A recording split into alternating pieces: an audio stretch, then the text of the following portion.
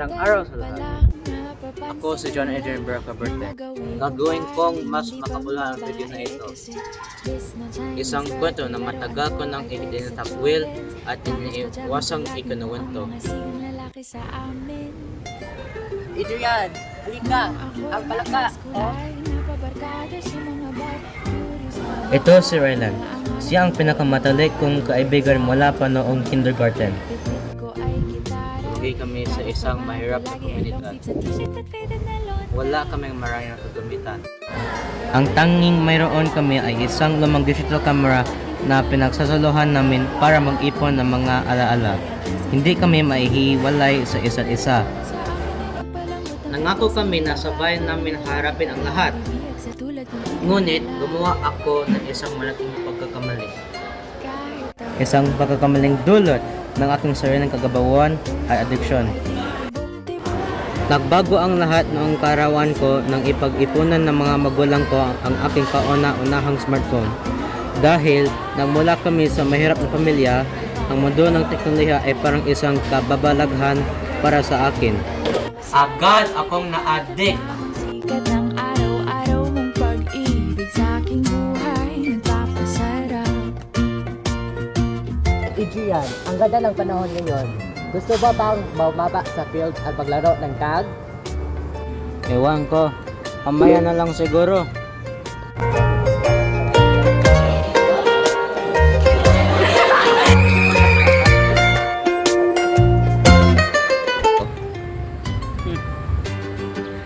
Tayo ay nagkalat sa isang kakulang binigay ang matamis na oong sampung buwan. Adrian! Oy! Bakit ayaw mo na akong kausapin? At tipikal na mga diskarte nabihag ko sa mga tula at sa mga katabi. Sobra na to! Tumingin ka sa akin! Hindi! Ibalik mo yan!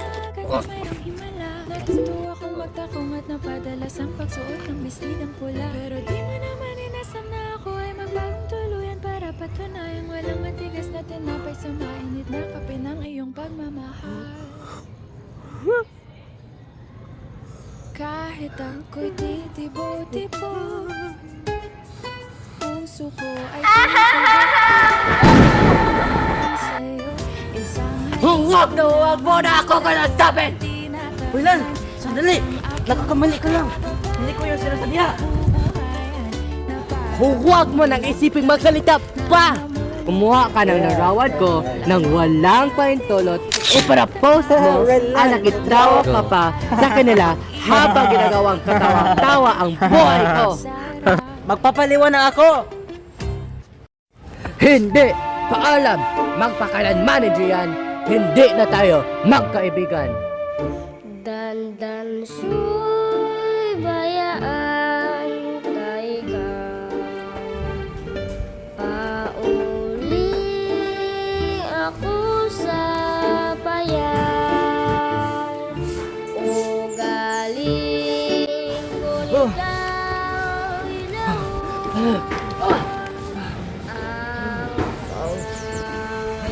Rylan, ayos ka lang ba?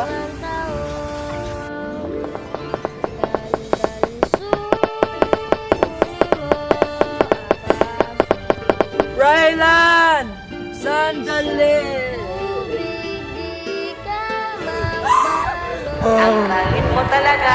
Nahulog siya at dahil sa matinding asma habang walang hilir niya, hindi na nakaligtas si Rylan. Ideklara siyang patay sa ospital ng hapon din iyon. Nang isulat ko ang oo nga, bakit hindi na lang siya mamatay sa GC na yon, nagtatay pa ako ng kasunod na mensahe bago na wala ang phone ko. Naglag ang phone ko.